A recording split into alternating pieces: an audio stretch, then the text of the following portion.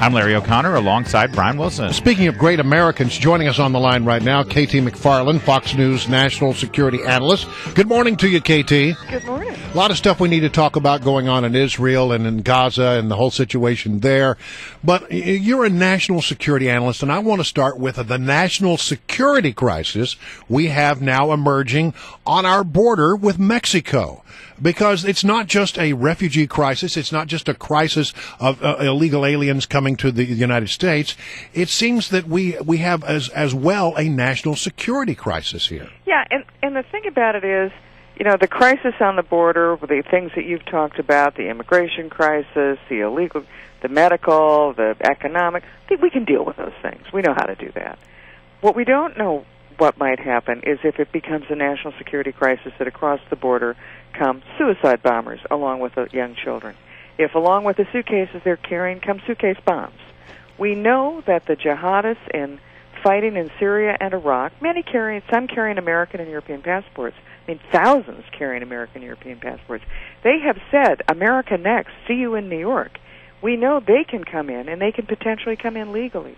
What happens if they hook up with people who are coming across the border illegally? And the reason it's now of concern, I mean, I've been worried about this for years and have been jumping up and down saying, watch that border for who's coming across.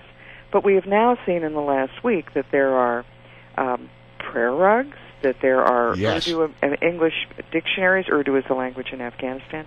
We know that what's coming across is people from terrorist countries, Somalia, Afghanistan, Pakistan, Syria, Iraq.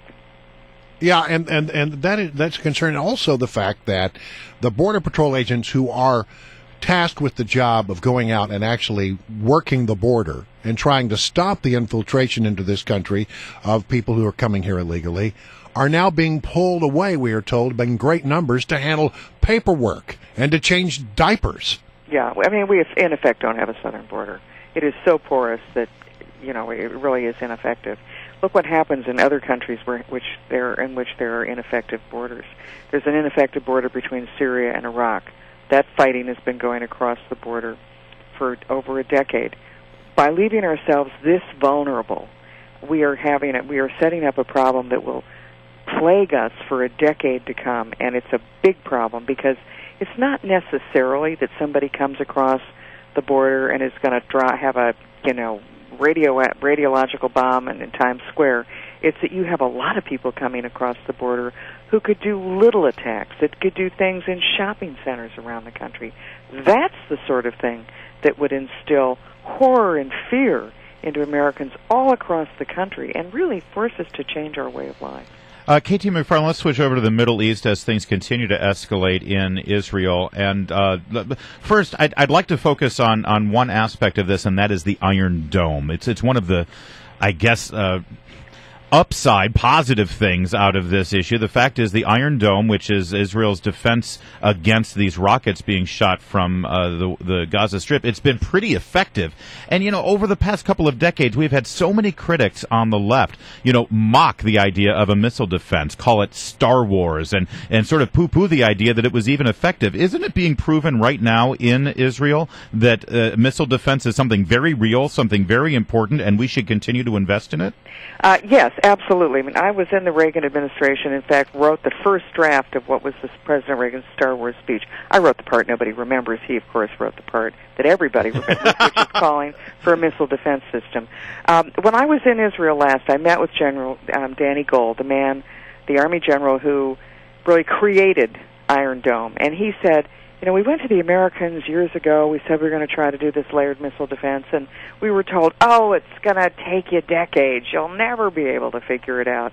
And sure enough, the Israelis did by taking young computer guys and hooking them up with experienced old generals who had fought in the 67 and 73 war, and they've created a missile defense system which has been extremely effective. Here's why it's so effective. Is because it can track a missile coming from Gaza, a rocket coming from Gaza, within a few feet of it getting off the ground. The Israeli system, Iron Dome, can track it, can determine where it's going to land, because it's not a guided rocket, it's a rocket, and no guidance system like a missile would have.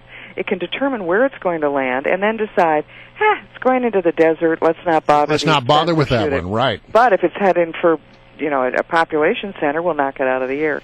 So all of a sudden, defense becomes economically feasible compared to offense. Well, and what's interesting about this, a minor point, but it's sort of an important point, is that when you have a system that can determine which of the missiles that it can select, it's a very effective system. I've seen statistics say, well, 700 of them got through. Yeah, but the 200 that mattered were intercepted. Yeah, and this is almost, it's a similar issue to what's happening on the border today with Mexico.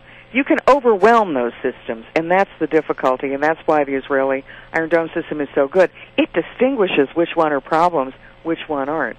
The problem that we face, I think it'll be in the next 48, 72 hours, is if Hamas decides to blow everything, sort of like the grand finale in the 4th of July fireworks, where everything's shot at once. That would be a challenge to Iron Dome, because it would be faced with not one at a time or five at a time, but it might be faced with hundreds at a time. Well, and that could overwhelm it. Obviously, American people and the U.S. government, I think, has an interest in preventing that sort of thing happening. To that end, a spokesperson for the State Department, Jen Psaki, was on CNN last night. Listen to this. Secretary Kerry has been engaged with the parties. That includes the Egyptians, it includes the Qataris, it includes a range of countries in the region, as well as the Israelis on the ground over the course of the last couple of days. He's prepared to repack his suitcase, get some new shirts, and go back tomorrow if he can play a role in the diplomatic process here. John Kerry is ready to head right on over there, report for duty, and take care of things with all his new shirts. Is that good news or bad news for the Israelis? I don't know. I mean, I guess it keeps them off the streets. But,